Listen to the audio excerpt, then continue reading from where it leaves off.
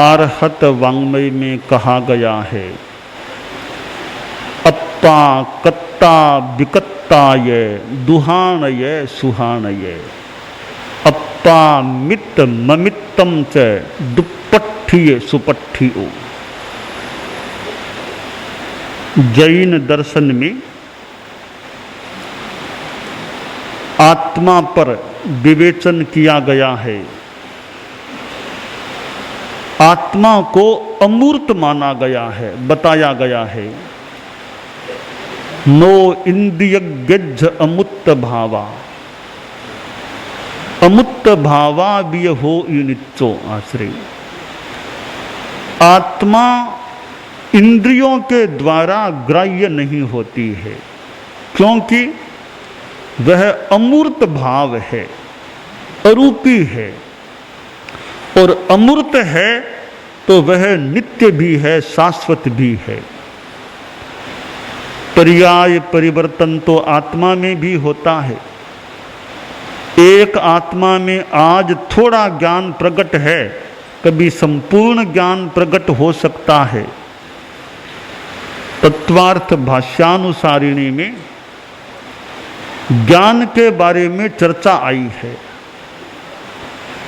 जैन तत्व विद्या में ज्ञान के 5 प्रकार बताए गए हैं। मति ज्ञान, श्रुत ज्ञान, अवधि ज्ञान, मनः पर्याय ज्ञान, केवल ज्ञान। प्रश्न है कि ये एक जीव में एक साथ कितने ज्ञान हो सकते हैं? पांचों के पांचों एक साथ हो सकते हैं या 4, 3, 2, 1? क्या विधान है, क्या व्यवस्था है? भाष्यानुसारिणी में बताया गया कि देखो, पांचों ज्ञान एक साथ एक जीव में एक समय में नहीं हो सकते। सारे जीवों में पांचों ज्ञान हैं, एक साथ यह नहीं हो सकता। क्यों नहीं हो सकता? समता साथ, फिर तो समानता हो जाएगी, यानी सारे के सारे जीव एक समान है, फिर तो जीव समान है नहीं। दूसरी बात, अगर सारे जीवों में पांचों ज्ञान एक साथ हैं, फिर तो सारे के सारे जीव सर्वज्ञ हो जाएंगे। एक चिंटी भी सर्वज्ञ, एक मक्खी भी सर्वज्ञ, गृहस्थ भी सर्वज्ञ, साधु भी सर्वज्ञ, सारे के सारे जीव सर्वज्ञ हो जाएंगे। ये दोष रहने नहीं चाहिए कि सारे के सारे सर्वज्ञ हैं, होता भी नहीं। एक बात और बताई गई तत्वार्थ भाष्यानुसारिणी में कि परस्परम विरोध है। क्षायिक और क्षायोपशमिक में परस्पर विरोध हो जाएगा। मति ज्ञान, श्रुत ज्ञान, अवधि ज्ञान, मनः पर्याय ज्ञान, ये चारों ज्ञान क्षायोपशमिक भाव हैं और केवल ज्ञान क्षायिक भाव है। पांचों ज्ञान एक साथ रहेंगे तो क्षायोपशमिक वाले 4, क्षायिक वाला 1, इन दोनों ग्रुप में आपस में विरोध हो सकता है। तो यह भी नहीं होना चाहिए, होता भी नहीं। इसलिए वास्तविकता यह बताई गई ग्रंथ में कि एक साथ पांचों ज्ञान एक जीव में या सब जीवों में हो नहीं सकते। तो कितने हो सकते हैं एक साथ? एक साथ या तो एक ही ज्ञान होगा, 2 हो जाए, 3 हो जाए, 4 हो जाए। एक साथ एक ज्ञान, कोरा मति ज्ञान किसी जीव में एक समय में हो सकता है, श्रुत ज्ञान भी न हो। यह तत्वार्थ भाष्यानुसारिणी की बात है। कोरा मति ज्ञान है, श्रुत ज्ञान भी नहीं। ग्रंथानुसारी श्रुत ज्ञान भी नहीं होता, कोरा मति ज्ञान एक जीव में होता है। 2 ज्ञान हो सकते हैं एक साथ, मति ज्ञान भी, श्रुत ज्ञान भी। तो प्रश्न पैदा किया गया कि मति ज्ञान अकेला हो सकता है किसी प्राणी में, तो श्रुत ज्ञान अकेला क्यों नहीं हो सकता? ये क्यों नहीं बताया आपने कि श्रुत ज्ञान भी अकेला हो सकता है? ग्रंथकार ने बताया ऐसा नहीं हो सकता। श्रुत ज्ञान तो मति ज्ञान पूर्वक ही होगा। श्रुत ज्ञान होगा तो मति ज्ञान का होना अनिवार्य है, अविनाभावी संबंध है। यानी मति ज्ञान के बिना श्रुत ज्ञान नहीं हो सकता। श्रुत ज्ञान के बिना मति ज्ञान तो हो सकता है, परंतु मति ज्ञान के बिना श्रुत ज्ञान नहीं हो सकता। यह तत्वार्थ भाष्यानुसारिणी की बात है। इसलिए श्रुत ज्ञान मति पूर्वक ही होता है। जिस आदमी में श्रुत ज्ञान होगा या है, उसमें मति ज्ञान भी अवश्यमेव होता है। एक साथ तीन ज्ञान भी हो सकते हैं।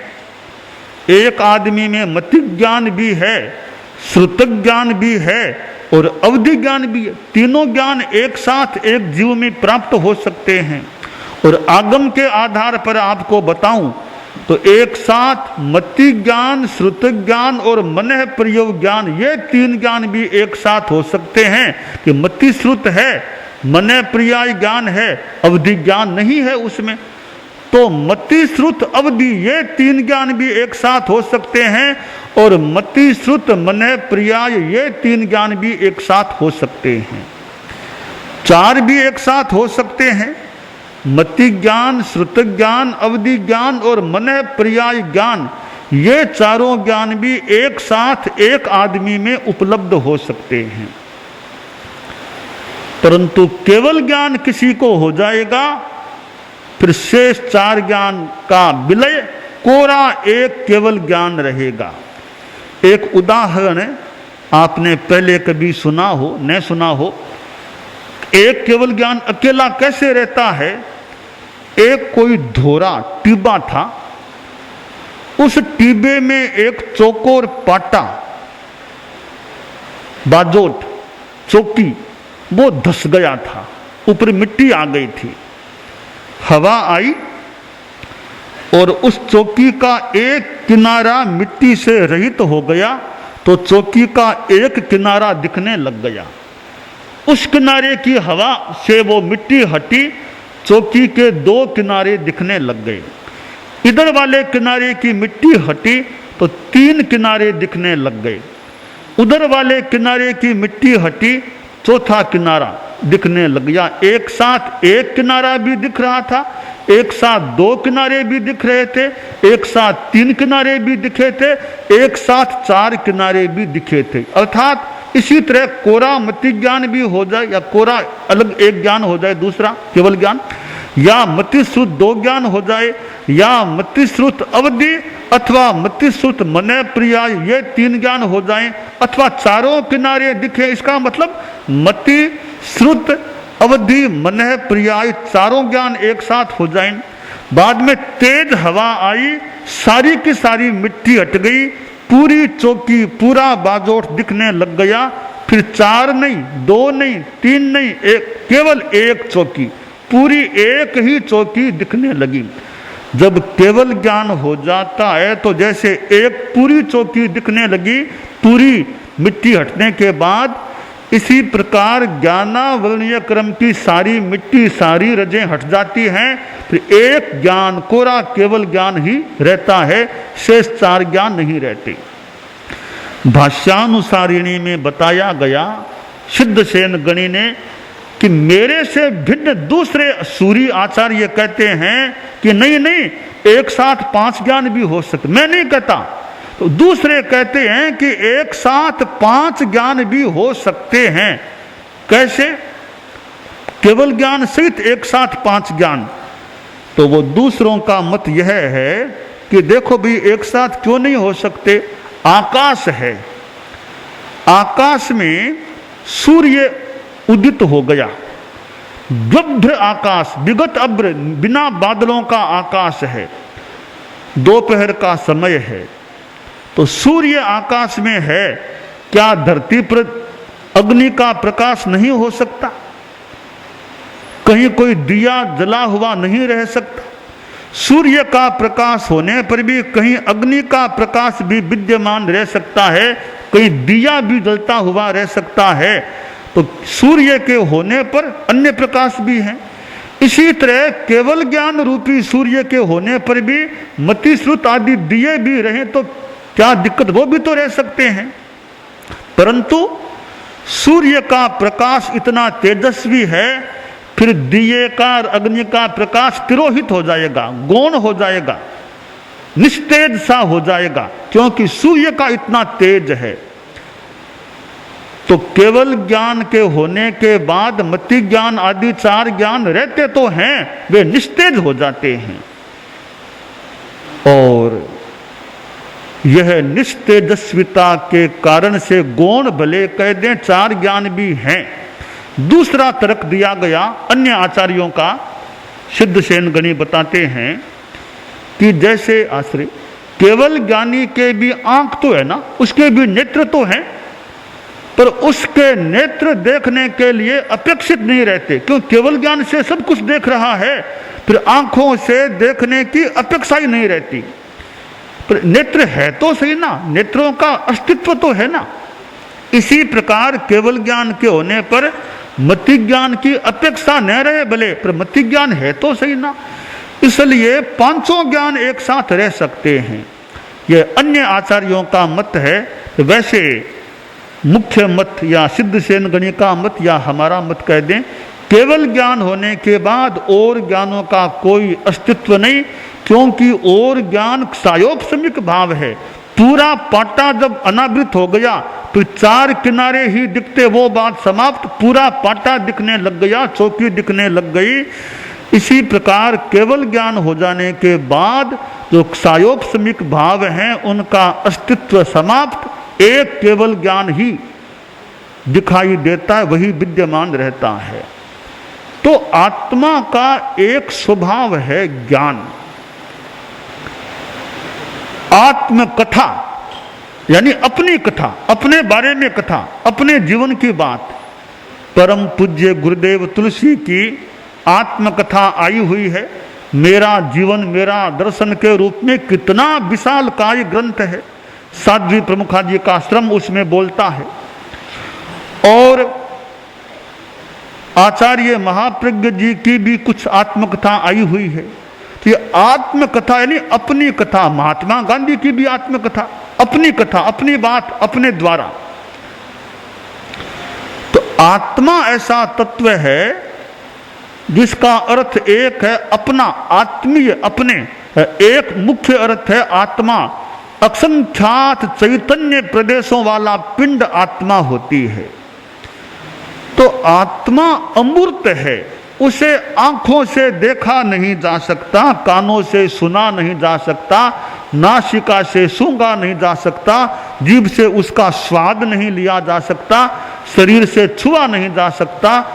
तो आत्मा अश्रव्य है, आत्मा आंखों से अदृश्य है, आत्मा अघ्रातव्य है, आत्मा अस्वाद्य है, आत्मा अस्पृश्य है, आत्मा अच्छेद्य है, आत्मा अदाह्य है, आत्मा अक्लिद्य है, आत्मा अशोष्य है।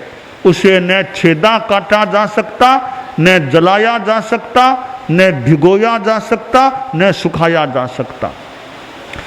एक आत्मा एक कुंथु में भी रह सकती है और वही आत्मा हाथी के शरीर में भी समाविष्ट हो सकती है।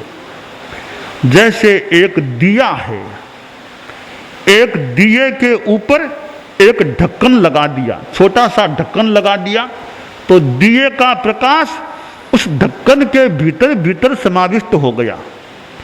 और ढक्कन को हटा दें तो दिए का प्रकाश पूरे कमरे में और भी ज्यादा फैल सकता है। इसी प्रकार एक आत्मा एक कुंथु जितने छोटे जीव में, उससे भी ज्यादा छोटे शरीर में भी रह सकती है। और वही आत्मा वहां से निकल करके उस प्राणी की मृत्यु के बाद हाथी जितने बड़े शरीर में भी फैल सकती है। हाथी तो छोटी बात है, और भी ज्यादा बड़ा प्राणी आप देखिए, मनुष्य भी एक समय था, कितने लंबे शरीर वाले अवगाहना वाले मनुष्य होते थे। 3 कोस जितने लंबे, जितनी अवगाहना वाले मनुष्य होते थे, उतने लंबे बड़े शरीर में भी वही कुंथु वाली आत्मा है। छोटी से शरीर में रहने वाली वह आत्मा इतने बड़े शरीर में भी समाविष्ट हो सकती है। तो दिए के प्रकाश के उदाहरण से आत्मा के फैलाव को समझा जा सकता है। और अगली बात आपको बताऊं, एक आत्मा पूरे लोकाकाश में फैल सकती है, पूरे लोकाकाश में, जिसमें स्वर्ग, नरक, पाताल सब आ गए। उतने सारे क्षेत्र में एक ही आत्मा संपूर्णतया फैल सकती है। लोकाकाश के हर प्रदेश में आत्मा का एक एक प्रदेश स्थापित हो जाता है। इतना फैलाव एक आत्मा का हो सकता है। केवल ज्ञानी मुनि जब उसके केवली समुद्घात होता है, केवली समुद्घात में 8 समयों में ऐसे समय आते हैं जब उनकी आत्मा, ऐसा समय आता है उनकी आत्मा पूरे लोकाकाश में केवली समुद्घात के दौरान फैल जाती है, वापिस सिमट भी जाती है, शरीर में आ जाती है। तो एक आत्मा का फैलाव भी हो सकता है, विकोच भी हो सकता है और संकोच भी हो सकता है। आत्मा वर्तमान में जो संसारी जीवों के है वह शरीर आत्मा है। कार्मण शरीर साथ में जुड़ा हुआ है, तेजस शरीर जुड़ा हुआ है और अलग अलग योनि में औदारिक वैक्रिय शरीर भी जुड़े रहते हैं। और किसी किसी आत्मा के साथ आहारक शरीर भी जुड़ जाता है। आहारक शरीर एक ऐसा पुतला, एक सुंदर सा पुतला एक मुनि निकालता है। यह केवल मुनि ही निकाल सकता है, साधु होता है। और वैसे ज्ञानी है, कोई सामने प्रश्न करता आ गया, प्रश्न पूछा और उस प्रश्न का उत्तर साधु के दिमाग में नहीं है, तो वो साधु जो लब्धिधारी या योग्यता वाला वो क्या करता है, एक अपने शरीर से पुतला निकालता है। वह पुतला तीर्थंकर के पास जाता है, उस प्रश्न का उत्तर लेकर के वापस उस मुनि के पास आ जाता है और मुनि उस आधार पर प्रश्नकर्ता को अपना उत्तर दे सकता है, आश्रय। तो आहारक शरीर भी होता है, वो केवल एक साधु के द्वारा तैयार किया जाता है, आमतौर से सबके नहीं होता है। यो आत्मा आहारक शरीर के साथ भी जुड़ सकती है। तो आत्मा सशरीर है, वह जब पूर्णतया अशरीर हो जाए, अशरीरी बन जाए, तो आत्मा की मुक्ति की अवस्था हो जाती है। तो शरीर भले कार्मण है, चाहे औदारिक आदि हैं, वास्तव में शरीर का अस्तित्व अलग है और आत्मा का अस्तित्व अलग है। तो हम साधना के द्वारा कभी आत्मा के उस स्वरूप को प्राप्त हो जाएं जहां शरीर नहीं, जहां न राग है, न द्वेष, न क्रोध, न मान, न माया, न लोभ, कुछ नहीं, केवल वीतरागता है, शुद्धता है और सिद्धावस्था में शरीर भी नहीं है। ऐसी अवस्था परम अवस्था, परम अवस्था आत्मा की हो जाती है। साधना का लक्ष्य यह है कि हम कभी उस परम अवस्था को प्राप्त हो जाएं।